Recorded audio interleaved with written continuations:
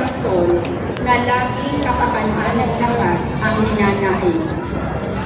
Manalangin tayo. Panginoon, bigyan mo ang aming panalangin.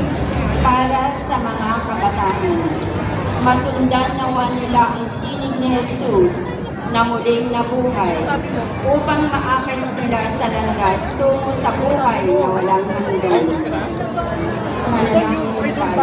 Manalangin tayo. Para sa okasyon sa buhay pangkapari at pagiging religyoso at religyosa, mas marami nawang tumugon sa panawagan ng Diyos upang mas maalagaan ang kanyang kawan. Manalangin tayo.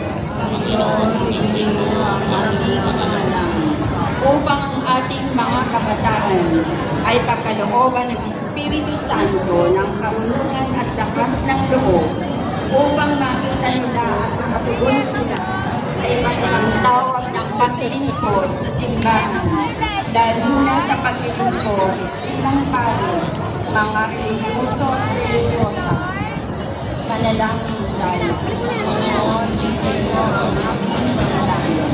Para sa mga yumao, makamtan nawa nila ang kalinlingang walang mali sa piling ng Diyos. Manalangin tayo.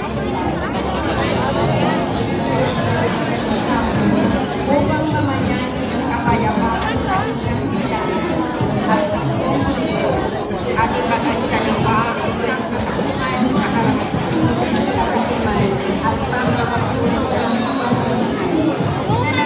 Doon ang pag-iiran at pagkakawin sa marami. Manalangin tayo.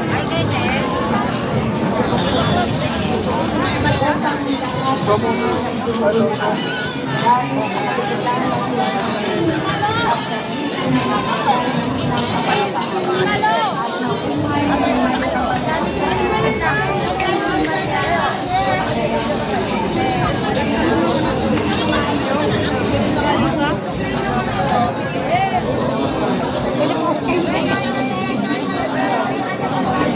Pinipost mo sila ha. Baka mamaya maging vlogger yan.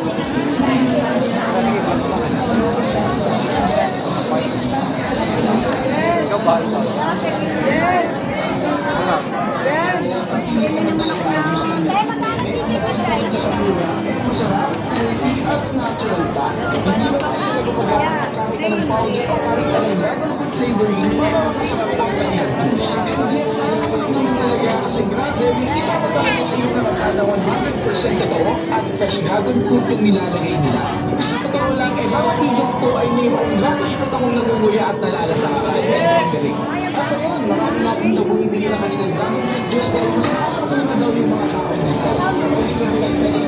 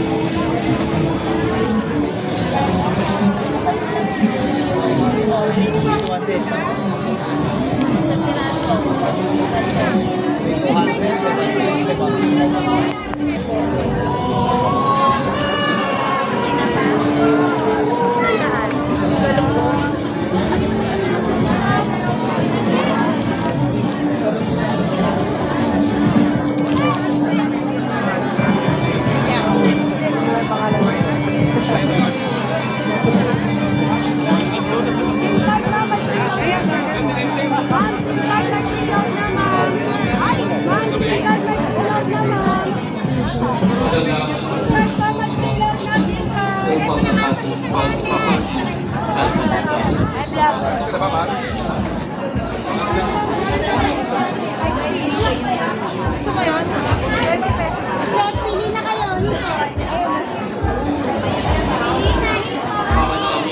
Pinagkaloob kami ng mga sa pag-iiwang ng pasto ng pagkabuhay ng mga anak upang ang ginagawang patuloy na pagsakit sa amin ay maging sakit ng aming ligayang panayan sa pamamagitan ng Isus Kristo kasama ng Espiritu Santo pagpasa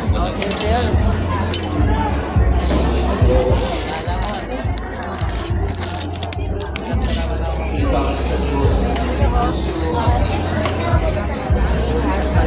Pasalamatan po natin ang Panginoon ating Diyos. Ama namin makakapagpunin po ang kaparapan. Mas-pray mo na ano?